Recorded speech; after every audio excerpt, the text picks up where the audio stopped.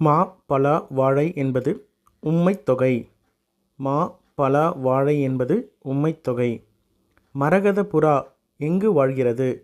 மழைக்காடுகள், அடர்ந்த ஈரமான இடங்களில் வாழ்கின்றன. மரகத புறா எங்கு வாழ்கின்றது? மழைக்காடுகள், அடர்ந்த ஈரமான இடங்களில் வாழ்கின்றன.